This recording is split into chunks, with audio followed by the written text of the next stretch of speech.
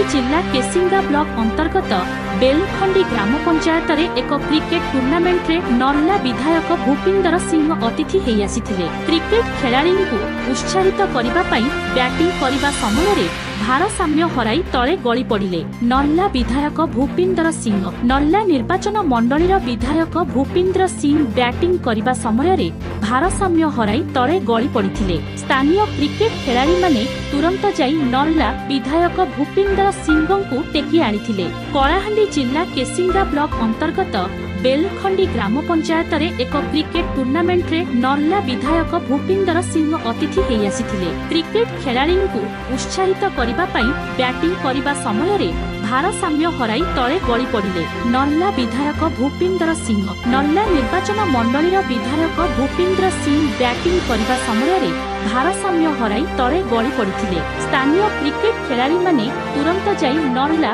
विधायक भूपिंदर सिंह को टेकी आनिथिले।